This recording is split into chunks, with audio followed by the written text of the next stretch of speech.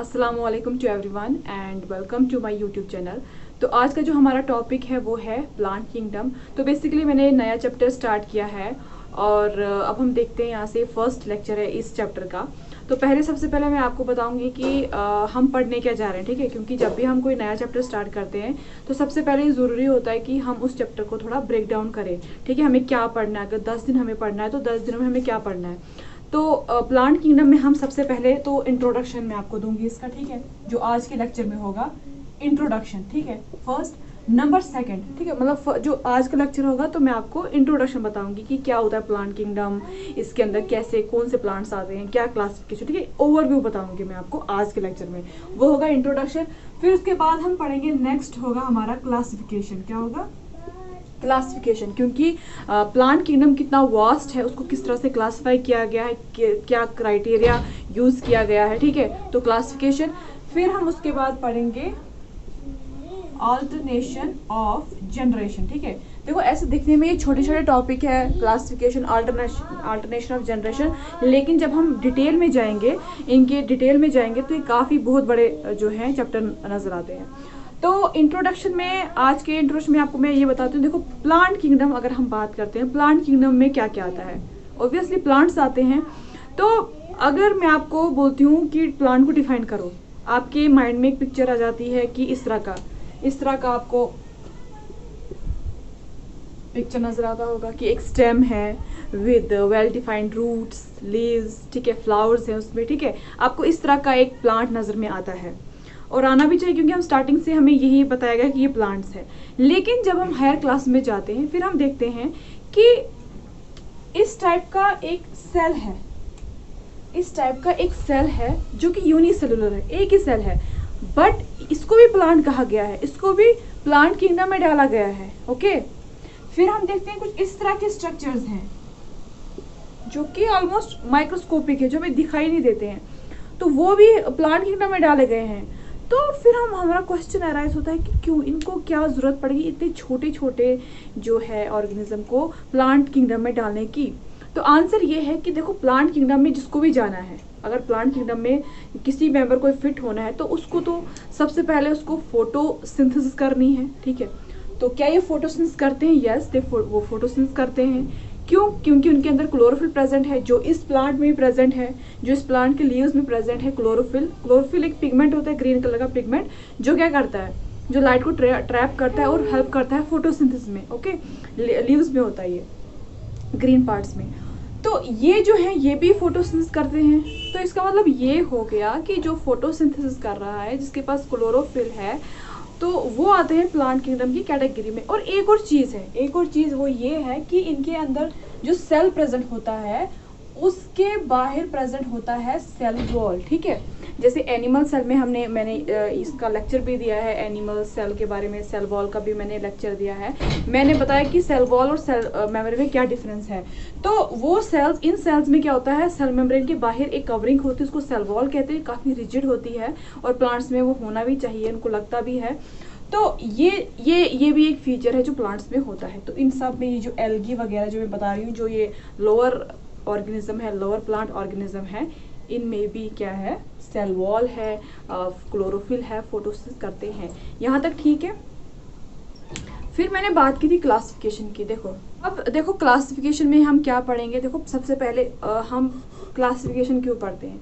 Classification को पढ़ना बहुत ज़रूरी है जब आपके पास बहुत सारी चीज़ें आपके सामने प्रेजेंट है, ठीक है। आप देख लो, आप घर के बाहर ही जाओ तो आपको कितने टाइप के प्लांट्स आपको आसपास में नज़र आएंगे, तो उनको क्लासिफाई करना बहुत ज़रूरी हो जाता है। क्योंकि अगर आप देखो एक घर है, ठीक है, एक रूम है, उसके अंदर आपको जो है, जो किचन के बर्तन है वो आपको किचन में रखने हैं, जो बुक्स हैं वो आपको बुक शेल्फ पे रखनी है, कपड़े जो है वो अपनी जगह पे रखनी है। तो अपनी जगह पे रहे तो हमें दिखाई भी जल्दी देता है और हम ईजी हो जाता है, ठीक है। तो सेम ये होता है कि इसमें भी हम क्लासिफाई इसलिए करते हैं कि चीज़ें ईजी हो जाए, ठीक है। हमें जो जहाँ से चाहिए हम वहाँ से निकालेंगे। ये नहीं हो कि एनिमल किंगडम में हम ढूंढ रहे हो कोई प्लांट, ओके। तो अगर हम प्लांट किंगडम की बात करें तो इसको हम तो इसको भी किसी ढंग का, हमने ये नहीं कि मर्जी है हमें ये क्लासिफाई करना है, वो क्लासिफाई करना है, तो एक ढंग होता है क्लासिफिकेशन का। तो इसको हमने क्लासिफाई किया, देखो किस तरीके से, एल्गी,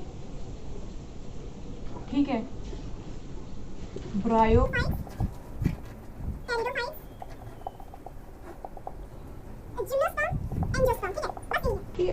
इसका क्राइटेरिया क्या है, क्योंकि क्लासिफिकेशन का कुछ ना कुछ क्राइटेरिया होता है। देखो जैसे एक घर है, उसमें अगर 5 बच्चे हैं, उनके लिए पेरेंट्स ने कुछ लाया, ठीक है, तो वो लड़ने झगड़ने लगेंगे कि देखो पहले मुझे दे दो, ये पहले मुझे दो। तो फिर पेरेंट्स के काम करते हैं, ठीक है हम एक क्राइटेरिया रखते हैं कि जो सबसे बड़ा है उसको पहले मिलेगा, जो उसके बाद है उसको दूसरा मिलेगा, ठीक है। एक क्राइटेरिया रख लिया जाता है कि जो सबसे बड़ा है उसको पहले, ठीक है। तो उसी तरह से यहाँ पे जो क्लासिफिकेशन का क्राइटेरिया ये है कि जो सबसे पुराना है उसको पहले रखा गया। जैसे एल्गी जो है सबसे प्रिमिटिव है, ठीक है, मोस्ट प्रिमिटिव अगर प्लांट किंगडम में कोई है वो एल्गी है, फिर ब्रायोफाइट्स, फिर टेरिडोफाइट्स, फिर जिम्नोस्पर्म और एंजियोस्पर्म जो है ये एडवांस फॉर्म है। तो कहने का मतलब है अगर हम इनके एंसेस्टर देखें, जो आज का हम देखते हैं जिम्नोस्पर्म्स, एंजियोस्पर्म्स हम देखते हैं, बड़ा अच्छा लेक्चर बना रहे हो, एंड एंजियोस्पर्म हम देखते हैं, तो उनके जो एंसेस्टर वो कौन है, वो है एल्गी। तो अब आप, क्योंकि जब यहाँ पे अर्थ पे कोई मतलब जो स्टार्टिंग जब अर्थ बनी थी, जब यहाँ पे प्लांट फॉर्म बनना स्टार्ट हुआ था, एल्गी बनना स्टार्ट हुआ था, क्योंकि उस वक्त ऐसा नहीं था एट अ टाइम ट्रीज आ गए थे ये, तो एल्गी, और ऐसा भी नहीं था कि एक एल्गी है वो रातों रात जो है उसको रात को ख्याल आया कि अच्छा सुबह मुझे ब्रायोफाइट बनना है, फिर ब्रायोफाइट को ख्याल आया मुझे टेरिडोफाइट बनना है, ऐसा नहीं होता है। तो एक सीरीज ऑफ इवेंट्स चल रही होती हैं जो काफ़ी सालों तक चलती हैं, और फिर क्या आहिस्ता आहिस्ता चीज़ें इवॉल्व होती हैं, उनमें चेंज आने स्टार्ट होते हैं। और जो मोस्ट फेवरेबल कैरेक्टर है, क्योंकि जो सबसे मोस्ट फेवरेबल कैरेक्टर जो एनवायरनमेंट में रहेगा वही चलेगा, जो वीक कैरेक्टर होगा वो तो उसी वक्त उसकी डेथ हो जाएगी, ठीक है। जो चलेगा, जो अडेप्ट होगा अच्छे से हो जाएगा, ठीक है। मैं आपको ऐसे एग्जाम्पल समझाती हूँ। फॉर एग्जाम्पल जैसे एल्गी, ब्रायोफाइट्स एंड टेरिडोफाइट्स, ये तीनों जो है इनको अपनी फर्टिलाइजेशन के लिए पानी का होना बहुत ज़रूरी है, उसके बगैर ये फर्टिलाइज नहीं कर पाएंगे। इसलिए आप देखते हो कि आपने आसपास अब ज़्यादा एल्गी नहीं देखोगे, ब्रायोफाइट्स नहीं देखोगे, टेरिडोफाइट्स नहीं देखोगे। अगर आप देखोगे तो ये जिम्नोस्पर्म और एंजियोस्पर्म देखोगे।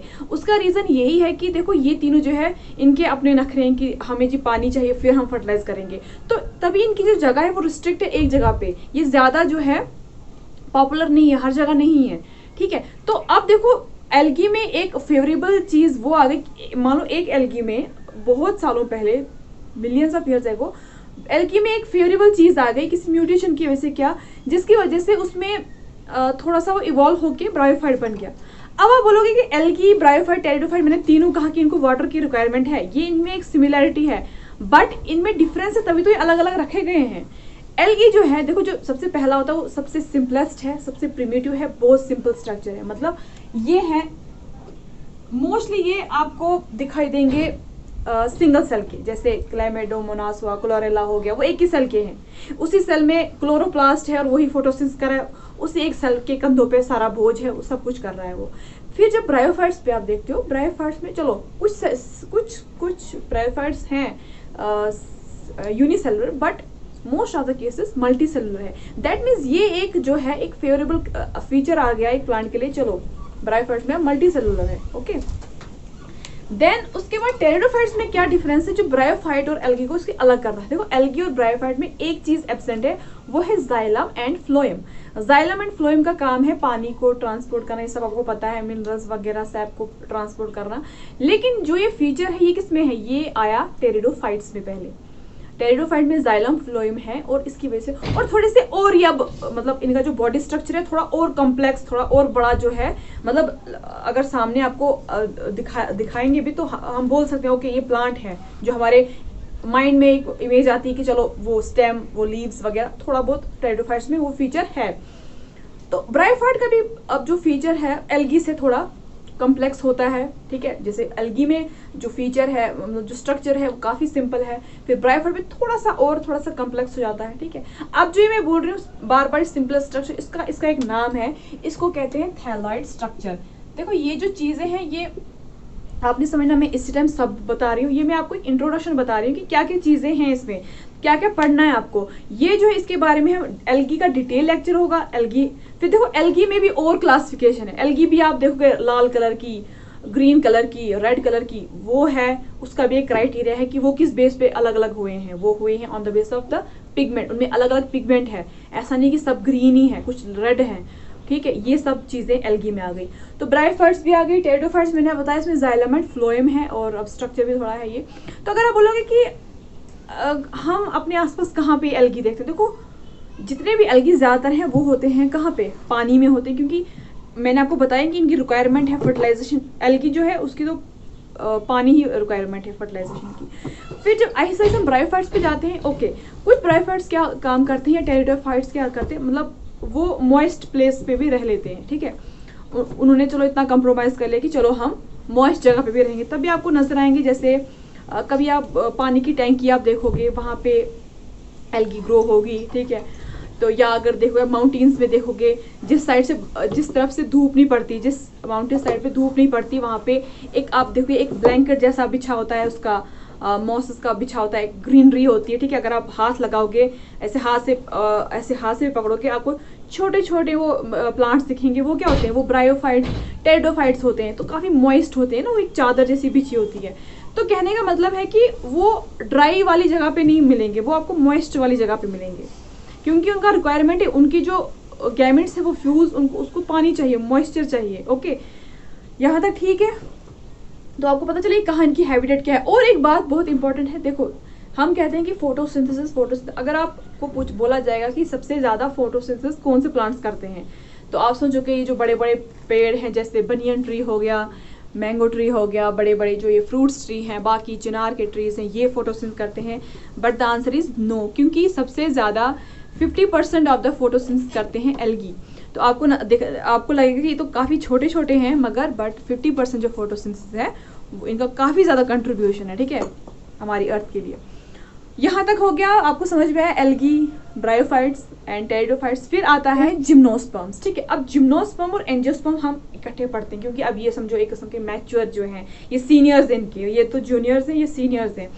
तो जो जिम्नोस्पर्म है, इसमें और एंजियोस्पर्म में क्या फ़र्क है। देखो जिम्नोस्पर्म में फ़र्क है, ये आप पढ़ते रहोगे, ठीक है, जब भी आप बॉटनी पढ़ोगे ये आप पढ़ते रहोगे, क्योंकि जिम्नोस्पर्म में क्या होता है कि सीड बनता है। जैसे इससे पहले जो 3, इनमें सीड ही बनता है, ठीक है। ये चीज़ भी एक आप याद, इसमें बहुत सारी चीज़ें जो जब हम सेपरेट पढ़ेंगे, हम इसमें सब कुछ आ जाएगा इसमें। इस टाइम मैं आपको ऊपर से बता रही हूँ, एक ओवरव्यू बता रही हूँ।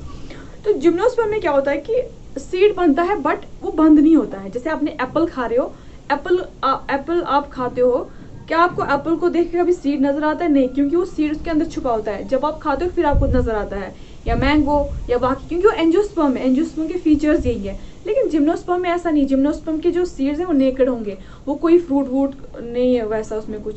तो अब आप बोलोगे कि क्या क्या एग्जाम्पल्स है जिम्नोस्पर्म की। जिम्नोस्पर्म के एग्जाम्पल जैसे पाइनस हुआ, साइकस हुआ, आप देखोगे ये, ठीक है, इनको चीड़ के दरख्त भी बोलते हैं। ये सब जो है जिम्नोस्पर्म्स में आते हैं। थीम की लकड़ियाँ भी यूज़ होती हैं घरों में।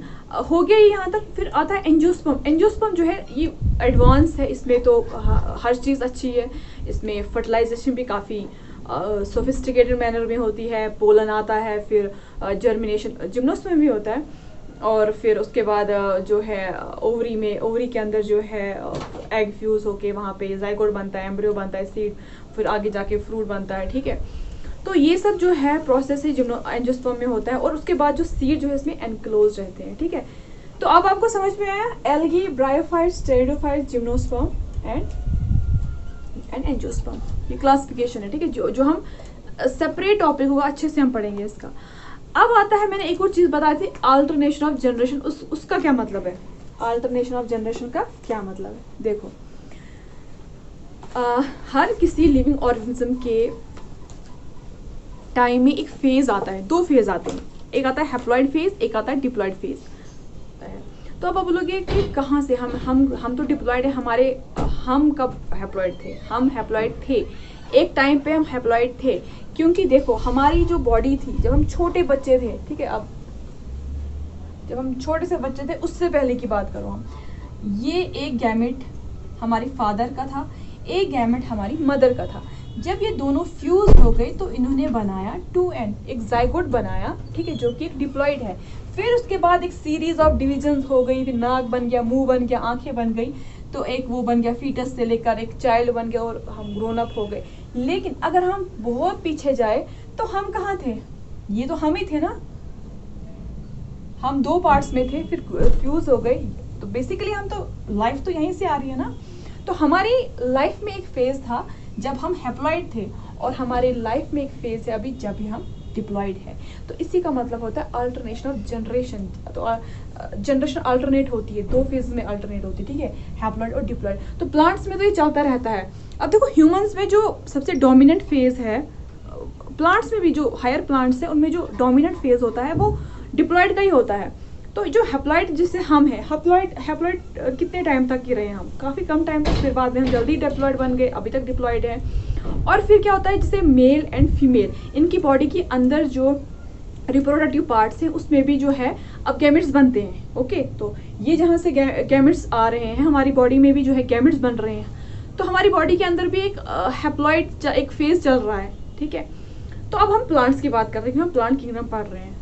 तो प्लांट्स में क्या होता है, देखो लोअर ऑर्गेनिज्म में क्या होता है ज्यादा, जैसे एल्गी की अगर हम बात करेंगे, अगर हम एल्गी की, ये भी एक अलग सा टॉपिक है, ये मैं आपको ब्रीफ बता दूं। जैसे अगर हम एल्गी की बात करेंगे, ये ज्यादातर रहना पसंद करता है, मतलब पसंद क्या करता है, इसकी जो हालात ही ऐसे हैं कि एन ही रहता है। फिर ये ग्रो होता है, मतलब अब आप बोलोगे ये डिवाइड कैसे होता है, क्योंकि रिप्रोडक्शन तो मतलब एक यही तो एक जरिया है आगे जनरेशन का। तो ये अपने जो पीजन होगा या कोई और जो हम पढ़ेंगे इसमें, उससे होगा, ये डिवाइड होगा इस तरह से। तो एन ही रहेगा ना, मतलब अपनी लाइफ टाइम ही एन रहेगा।